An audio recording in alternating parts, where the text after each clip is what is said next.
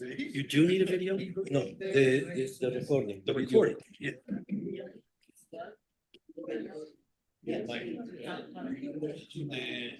Just want to make sure that the one thing that else can you tell from looking at that? You're recording him? How can you tell looking at that? On the tracks here, in fact, the horseshoe curve, there's one that they brought over instead of. It's so. Can I ask you a favor? Could you spread the word that Play Readers is off today? Play Readers is canceled. They can't get to everybody. There's I think a 250 and a 450. Hey, I'm in the Play Readers one or two, to make sure. Today. I'm disappointed, so I figure other people will want to know. Yeah, thank you. Because we have large audience. I got good meeting this morning. Good meeting. Good meeting, yeah. It's good. The show was so good. The screen is not but they're recording. I know that. Yeah, but I didn't hear them.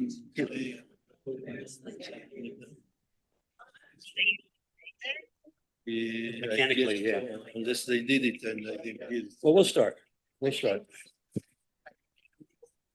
We're checking on technical issues. We are going to start. So, okay.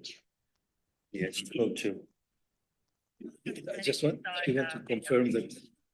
She wants to confirm that they're recording. Okay. Oh, the other day. Okay, so. Okay, thank you. Our technical glitches are over. Public service announcement to start with. Play Readers is canceled for today. I assume it's weather related, but it might not be. So all you people who are dialing up for Play Readers, take a break and come here instead. So good afternoon. Welcome to the February 6th edition of Council Connections, and somebody's doing something over here. And my name is, as I didn't say, Dave Smith, and our guest today is Yakov Pittman.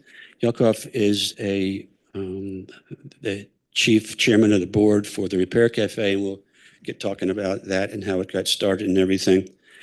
You should know that what is unusual about this today is that Yakov is a repeat performer. He has been featured once before on Council Connections, not in connection with Repair Cafe, but just in connection with his Yakovness, just the uniqueness of him being him. So maybe we'll see some more of that today. So let's start with the easy stuff. Yakov, I understand that you were dropped off here in June of 2019 from outer space and you had no life before that. Is that correct? You didn't do a thing before you just came floating down? Yeah. Could you correct that? Yeah, we came down and got involved, and it was probably about 2-3 months before COVID, so it's not our fault, just to make sure. Okay. Can you tell us something about your early years? You've been early years. I don't want to say you lived internationally. You are an international, yeah. You've been all over. You've been everywhere, man, like Johnny Cash. Yeah, well, I mean, very briefly, I mean, probably about 80 years in 3 words. I mean, both Leah and I were born in Argentina. We grew up there. At age 15, I moved with my family to Israel. I ended up growing as a teenager in Israel, and went to school there, and served in the army. Went to the Technion, which is the Technological Institute of Technology in Israel, the Technological Institute of Israel. And I got both my bachelor's, master's, and PhD in physics. And just like that. Well, yeah, just like that, about 12 years. And then we came to the US for a 2-year postdoctoral position, which by now, I think it's been now almost 50 something, almost 50 years. Who's counting? Huh? Yeah. For a variety of reasons. I mean, it would, yeah, so that's kind of like, a bird's eye view. Quite squashed on. But I've heard you talk about some of your experiences. You lived out in Montana for a while, and Oh yeah, I mean, after the 2 years in Boston at MIT as a postdoc in physics, I took a position at Montana State University, both as a faculty member. I mean, doing teaching graduate physics and undergraduate, and also doing some research in in low temperature physics. so when we spoke the other day, you said it was in your early years that you developed an awareness and I don't want to say an action plan, but you decided you wanted to be or become involved in sustainability and resource management, et cetera. How did you first touch into that? Well, I don't know. I mean, I never realized that it was anything to do with sustainability, but even as a young boy, I got involved in fixing things. I mean, just, particularly in Argentina. Like horse races? Huh? Like fixing horse races to Well, decide who win ahead of time? Yeah, no, I didn't Not that get to that yet. But in Argentina, you have to understand, I mean, the whole culture in Argentina, particularly my family, was not wealthy by any means. I mean, really low middle class. And so we didn't used to throw away anything unless it was totally broken. I mean, I'm talking. Is that still your standard? Huh? Is that still your standard? I would say probably. Yeah. So I got, I tended to do things, practical and so on. And in particular, one of the biggest probably influences in my youth, one of my father's brothers, the youngest one, which was 16 years younger than my father, he lived in our house for probably a couple of years. And he was studying at the trade school. And I was very impressed by the things that he was doing. And I remember that the biggest thing is that for my bar mitzvah, he bought me at age of 13, I was still in elementary school, a caliper to measure, and it was a precision caliper. I mean, you could measure maybe half or tenth of a millimeter with precision. So, and that was something that kind of influenced me, because then when I finished elementary school, I went to a trade school. And trade schools in Argentina are 6-year schools, and you learn almost everything from carpentry to foundry and machining and whatever. I mean, so would you say that was not a college track that they put you on, but rather a trade track? Or am I misinterpreting? In those days, some of those schools were basically preparation for technical positions in universities, but the majorities was trades to be a machinist, to be a electrician or so on. But I didn't finish there because, I mean, after the second year, we moved to Israel. Yeah. So I completed the other 2 years in Israel, again in a trade school. And so you had said that both you and Leah were born in Argentina. You went to Israel. Did she come with you, or you met? No. I mean, she came like maybe 6-7 years later. I mean, she following you? Huh? You were running away and she found you? I don't know if she found me. I mean, it was a different story. I mean, It's your story to tell. I went uninvited to a friend's wedding. How about, tell me that. We didn't talk about that. Tell me that. It's always interesting to hear how people got together. Well, I mean, I was a student to second year physics already. And my roommate, who was also from Argentina,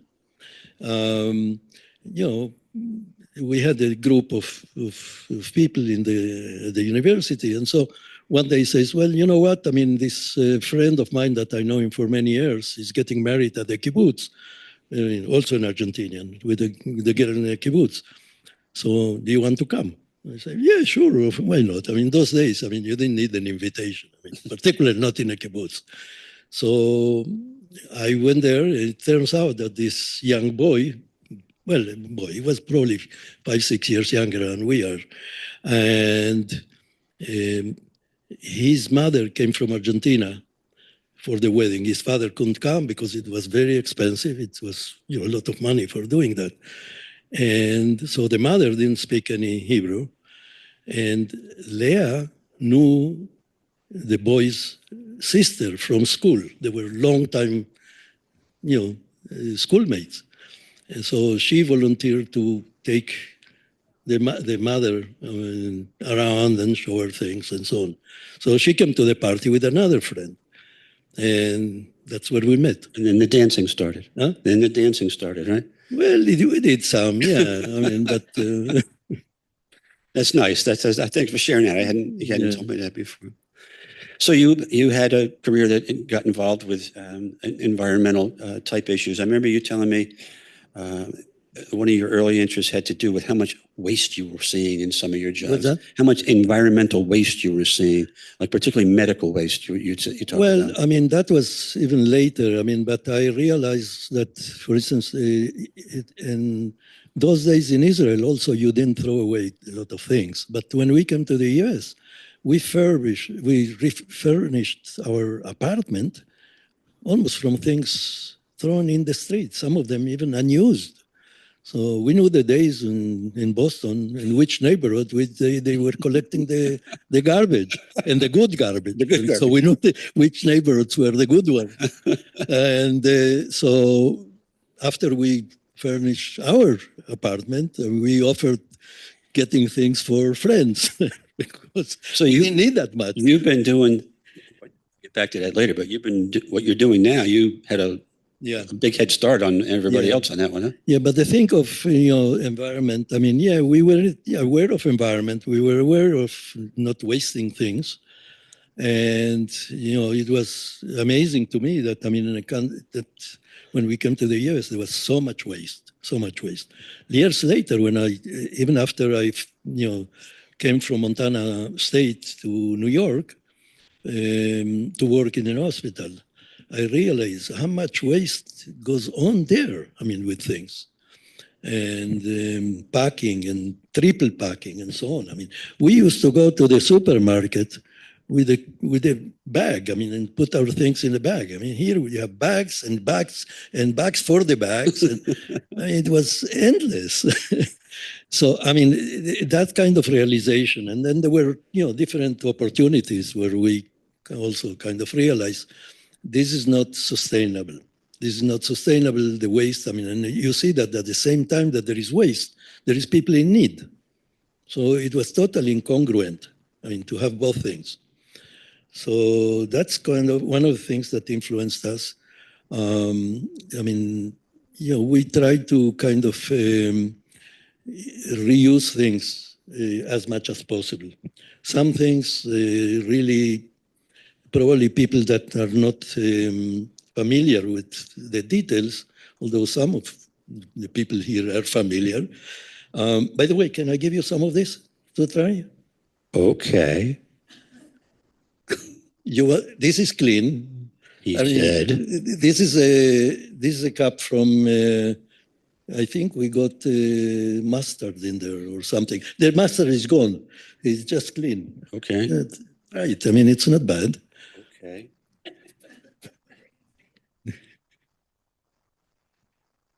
That's fine. You want to know what it is? I'd like to know. Yes, there's no labeling. I know that the here. question will come up. There's no labeling. Okay. When we peel our pineapples, That's not a euphemism, is it? what that? That's not a euphemism, is it? No, Okay. no. We buy pineapples. We don't grow them, but after we core them up, and I think Don has seen one of those videos when we were doing this. What do you do with the peels? Make juice.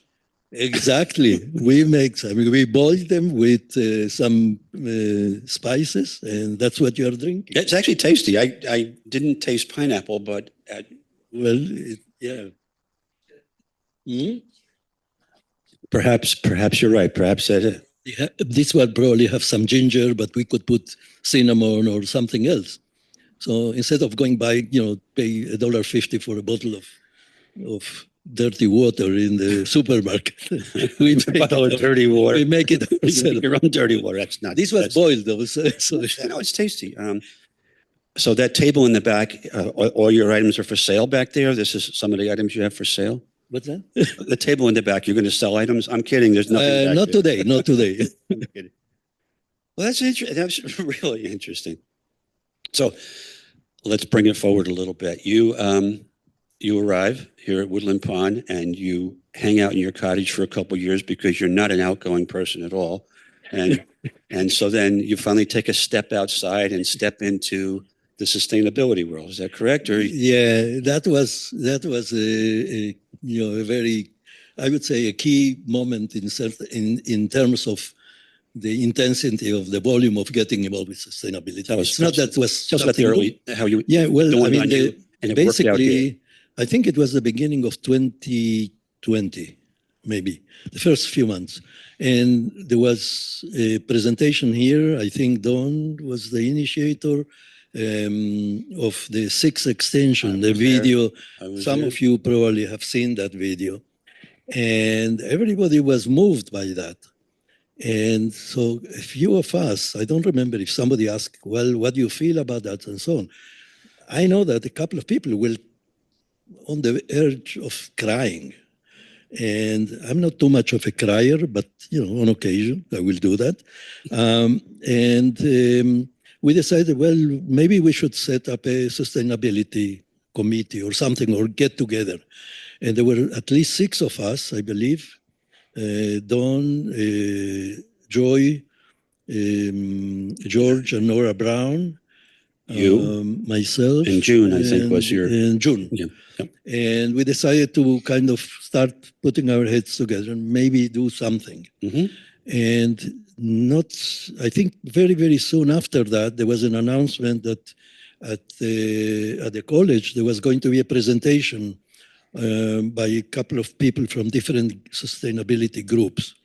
And so George and myself went there. I don't remember if somebody else from the group was there. You were there?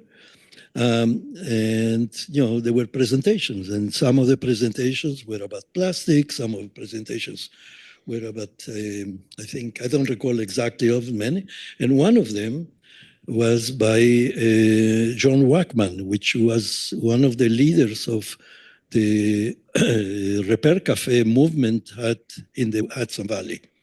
So that particularly attracted me, I mean, in addition to other things.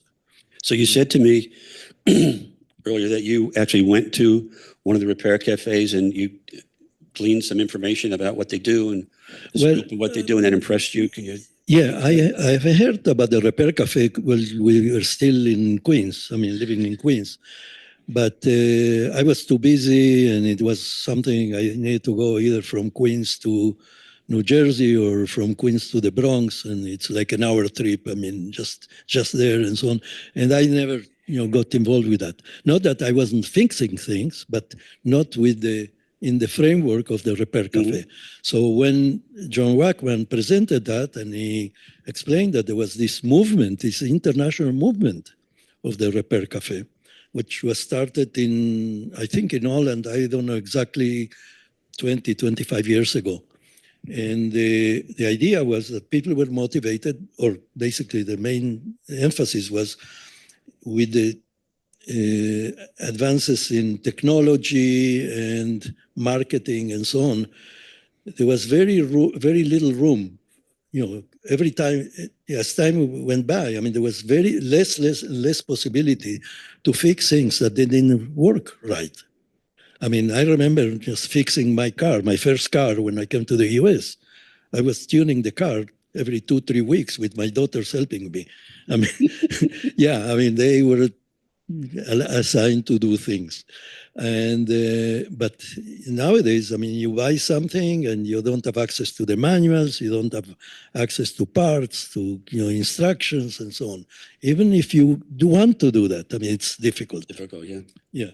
So as a result of that, I think it was an announcement then or afterwards, and we decided maybe we should do something here also.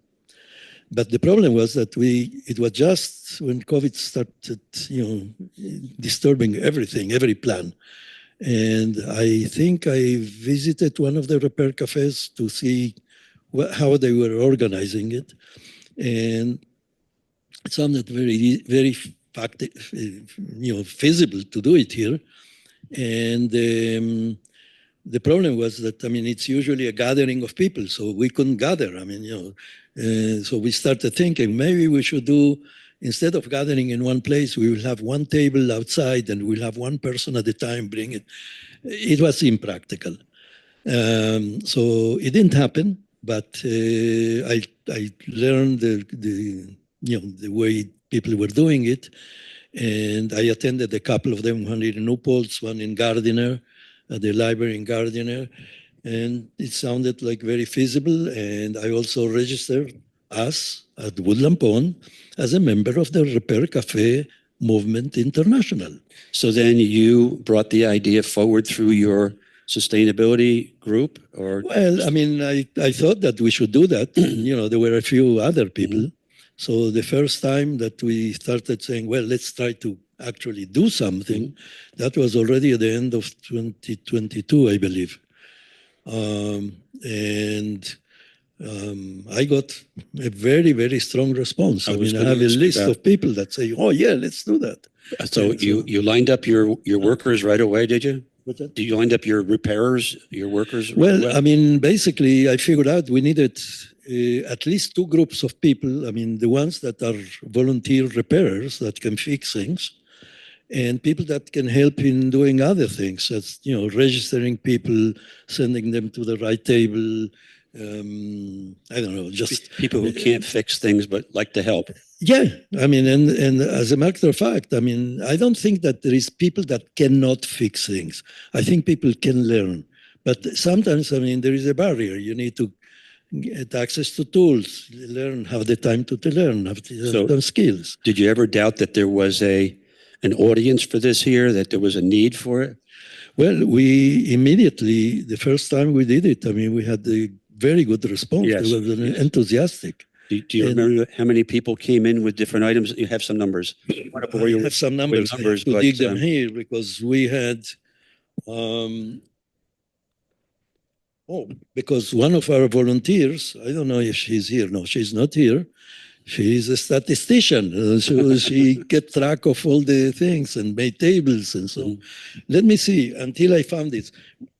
But it has grown. It has. It's sweet. It's not terribly sweet. Okay. You're not diabetic, are you? No, not Okay. that I know of. Thank you. Yeah. I'm allowed. Yeah. You want to know what it is, probably, yeah? It's got a sugary coating to it Yeah. and a fruity inside. Well, when we take either oranges or grapefruits, we save the peel and we made it into candy. It's very good. It's very good. You've got to have two part-time jobs. Hold on. Food and I have beverage. to see if I Right. have the statistics. That's okay. I mean, it'll come to you. But It's probably somewhere in here. is there any limit to the kinds of repairs that people can do? Huh? Is there any limit to the kinds of things people can bring to repair? I guess it's only limited by who's here to fix them, huh? Exactly. There is essentially no boundaries to what we fix. It just depends. So people volunteering to fix things. And as a matter of fact, there is some very interesting things which I saw happen in other repair cafes other than this, Like, in New Paltz and in Gardiner. For instance, there was somebody that volunteered to repair writing. Let's say you wrote something, a piece for an article or a poem or whatever, and they will just basically, if you want, the technical thing would be editing or suggesting edits. So they were fixing writing, okay? And another example, which we haven't done here yet, is to fix old pictures. People will bring a very old picture that it's decaying and so on, and they had access or they had some skill in Photoshop or some other software. So they will take the thing, scan it, and return it in better condition. So we are looking. As a matter of fact, the last Repair Cafe, we had a station. We will do it again this next Saturday. next Saturday, yeah. Yeah. not fixing, but helping you use iPhones, iPads. Mhm. So it's not actually fixing the device, but just to help you use it better if you want. So did you find your numbers or no? Fine. Yeah, that's all right. That's all right. They'll come to you. So we're going to have another one here. This will be the, how many? This will be the fifth? The sixth. This is the sixth coming up This next is the Saturday. sixth one. In The this sixth room, one in the last 3 years. from Yeah. 11 to 3. Um, 11 to 3 will be the times. 11 to 3 here in the pack. I would recommend people not to barge in at 11 o'clock because otherwise, I mean, there is a traffic jam. And I know you're But, ongoing a series of meetings to have people positioned and Well, refreshed on what their duties are, et cetera. well, we try to, to, attract people with some juice. I mean, I probably will be in some more of this. And, we have groups. I mean, we have Tom and you, I mean, directing basically, we call it the triage people because people bring things and we like somebody to direct which table should they go to, because we have about 9 or 10 different tables. And what would they be fixing? What would be an example? The very prominent ones are sharpening knives, scissors, shears, whatever, all kind of sharpening things, and lamps, Mhm. lamps and so on, other electrical stuff, sewing. We have a couple of people that are excellent, knitters, sewers, jewelry, Glasses. glasses, and watches. Most of the time, it's just replacing a battery. But we have been doing it for a while, and we charge only for the parts that we need to buy. That was my next question. What do you charge? Yeah, well, we will charge for things, but for instance, we have people fixing wood stuff like, furniture. And so we don't fix full-size beds, only smaller ones. I mean, people have to bring the stuff here. So, but the thing is that this is not actually a new activity because there have been a group of people already at Woodland Pond, even before we started the Repair Cafe, they had been fixing things for neighbors all the time, not necessarily getting appointments and so on. But the aspect of the Repair Cafe is this is a social and educational activity. So it's not just fixing your thing, but to show people that, things can be fixed. You don't have to throw a lamp because the switch is not working, or a chair which is rocking, or a pair of shoes that you need to glue the sole or something like that. And we do that. I mean, there is, did I forget some of this? Jewelry I mentioned. Yeah. And one of the things you had told me was that you people have sewing? Yeah. Sewing, yeah, I mentioned that. Sewing. So the people have sentimental objects, and they may have to throw them out if you. Well, basically, the basic idea of both the reuse and the Repair Cafe, both things, is in society. I mean, when objects have 3 components: materials, raw materials, or materials that you use to build them and make them, manpower, and the effort of making it, which is work, and I forgot one. I mean, all right. So the thing is that when you throw something away, basically you dispose of all that. You just got rid of all that investment. So by reusing or repairing it, so you give it extra years of life, you save on those resources. And people are using something they're accustomed to and something they like. Yeah, well, I mean, people sometimes keep things that they don't work just because of sentimental value.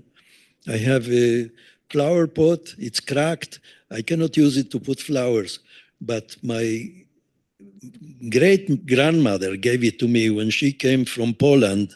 Okay, I cannot throw this away. And I understand that. I mean, and that's something, okay, you want to keep it.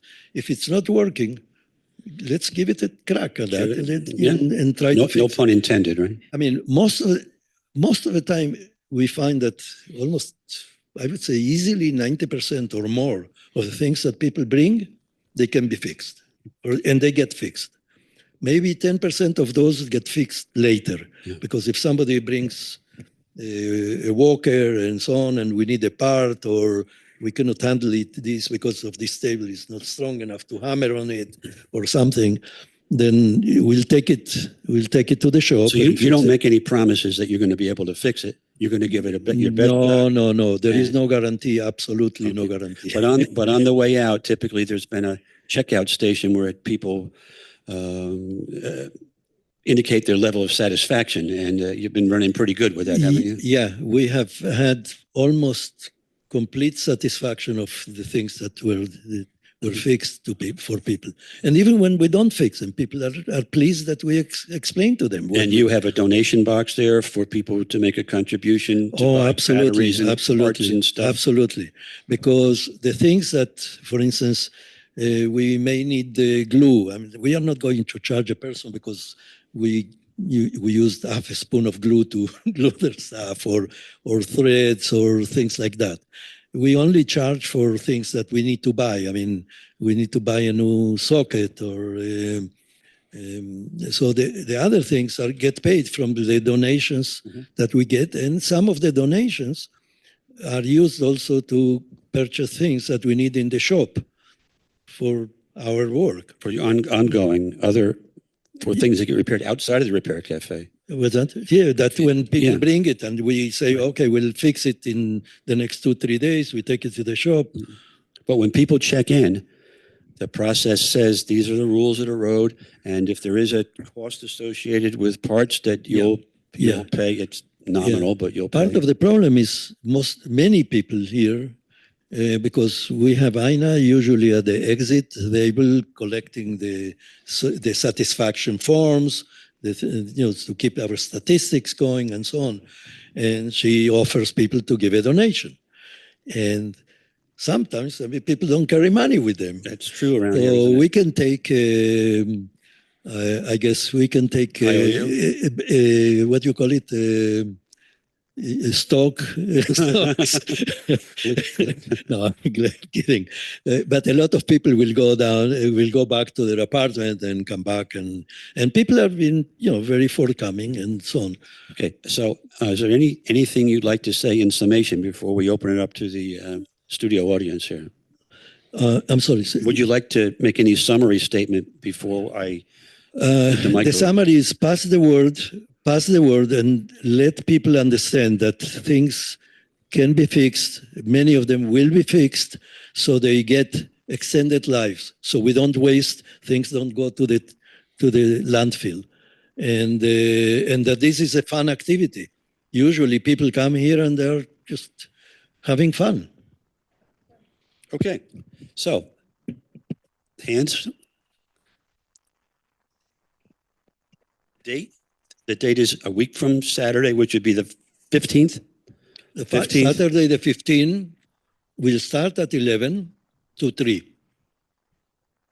So, and if people want to, I send a notice because we had already 2 organizational meetings, and not everybody that volunteered was able to come, but we can definitely invite people to volunteer to do things.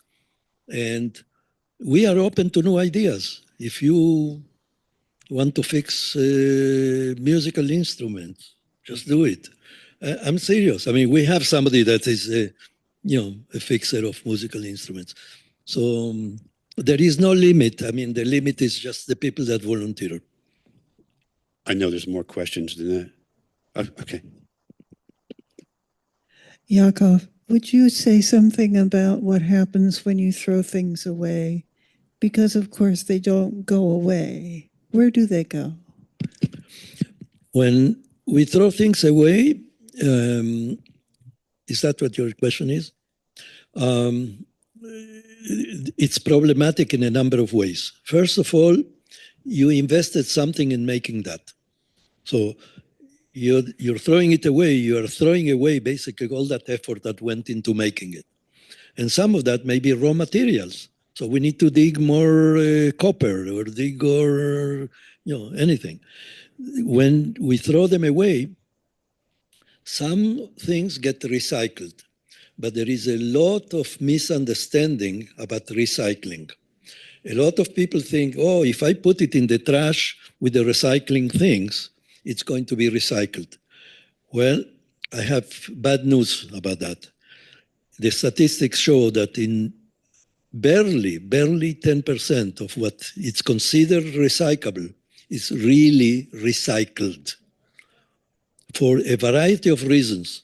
Some of them is because it's much more costly to recycle something than to get new raw material, which is a legitimate concern. I mean, we cannot waste. I mean, when I say cost, I mean, the cost is societal. The society pays for that. Just as an example, glass. Glass, we think glass can be recycled, okay? Well, it turns out, and I learned about that a little bit because I had to learn about particular types of glasses in my PhD work. But if you go to Corning, which is the world leader in making glass, and you find out that they want their control of the components of what goes into the glass, it's not just silica and so on. It is all other components.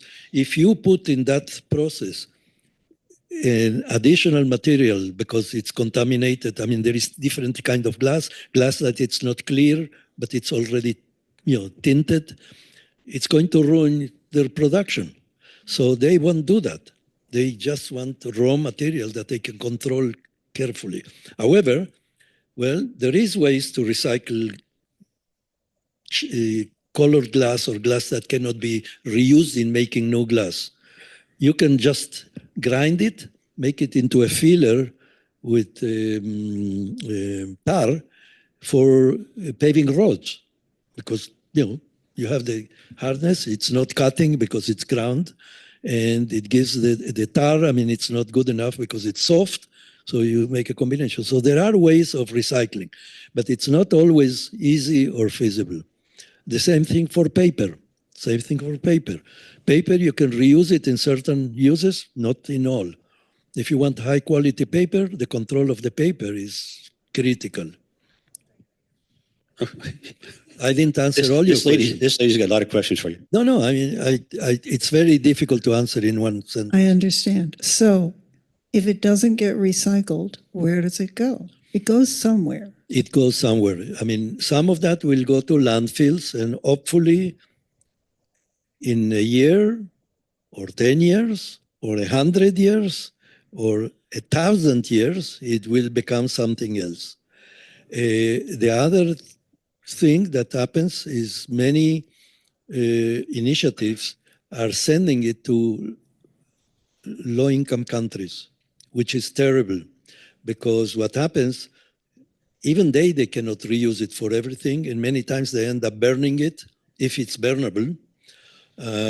You can burn some of the stuff that it's thrown away under conditions, high temperature, so you don't pollute too much. And there are initiatives like that, but this is not the standard. I think there are some ways to reuse the energy you're burning. I mean, you get energy from waste, basically. Not everything burns. No. Metals, some metals can be recycled, reused in metal production. Again, not completely. And sometimes the process is more expensive than getting the digging new iron, new copper, and so on. Any other hands in the middle rows? Oh, we do have some questions. This doesn't actually go to the Repair Cafe, I don't think, but I'm getting a new laptop next week. And once I get the hard drive materials switched over to the new laptop and clear it off and get rid of the stuff that I don't want anybody else to see, what am I going to do with that old laptop? That's our reuse function. The reuse, that's another part of the same task group, the reuse and repair task group of the sustainability committee. What we will do is we'll try to use somebody that can use that laptop. There's also a place downtown that will take Yeah. this stuff. So, well, what we do or what they will do. Okay, there's two different questions: what we will do or what they will do. We try when people get rid of stuff because they don't use it anymore, they don't need it anymore, and so on. We try to find people that will use it, and there is a lot of people that don't have the access, the money, and the access to get things that are still usable. Okay, so if the laptop is still usable, we find a variety of ways. There is organizations that help. He says we, but he means he. No, not only. I mean, I have some good collaborator. Yeah, I have some good collaborator. But for instance, we will have organizations that help immigrants, organizations that help battered women when they have to abandon their house and find a place to live. Yeah, so we do that. We try to figure out the best way. And then if that doesn't go, we will donate it to places that will sell it for much cheap or whatever to people that cannot afford the new one. Yeah, All I'm right, sorry. well, thank you very much for doing this, and heard great things about your repair cafe. Are we allowed to see the cafe, number one? Can we visit? What's that? Can we visit?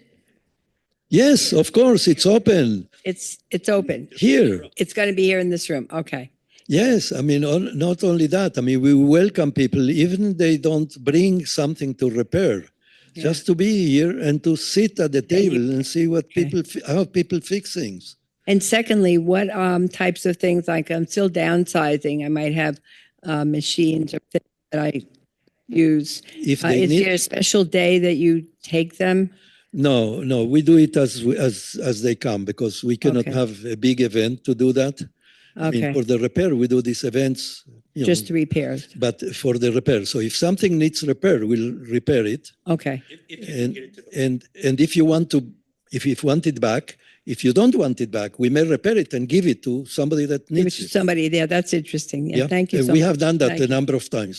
Just, I have a pile of those to be done. just to clarify, you're repairing things that can be brought into the room. We're not going out and bringing sofas in here or something. Oh, yeah. I mean, I'm sorry. Maybe I wasn't clear about that. No. People have to bring the stuff here. So part of the responsibility is for the person, the individual that has something to repair, to make sure that it gets here. If you physically cannot bring it here, ask somebody from housekeeping. They will help you with that. Sometimes if you come here and there is somebody idle that has nothing else to do, and you say, well, I have this thing, but I cannot carry it, they will come with you and bring it. Question over here. Oh, yeah. What if you look at the job and you feel it's too time consuming for you to do that?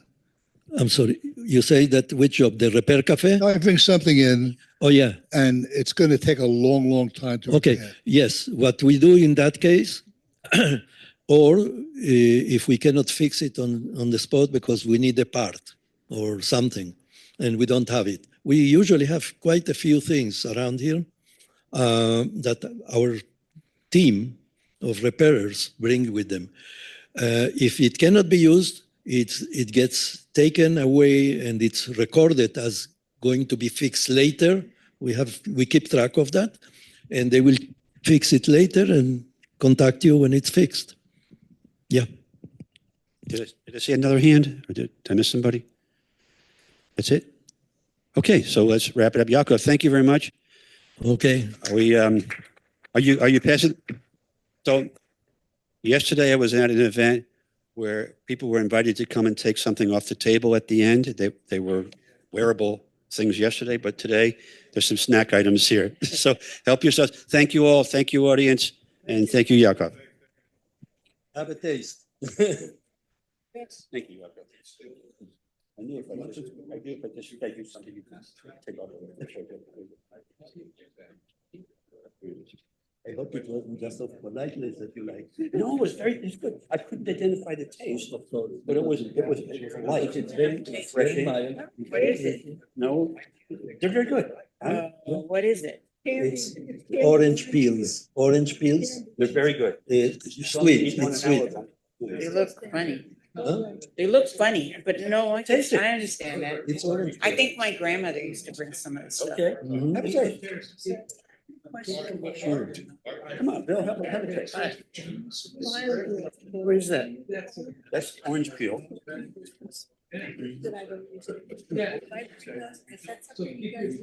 It's got like a sugary coating. I hesitate to because after I eat something, I gotta brush my teeth. I'm a fanatic about that, you know, just. Let me take it. Yeah. Look at all the customers you got. Look at all the customers you got.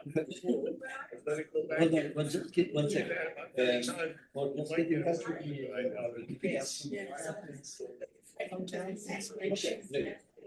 Here I have a digital camera that, of course, with my having a iPhone now, I don't need it anymore. It's a digital camera. Yeah.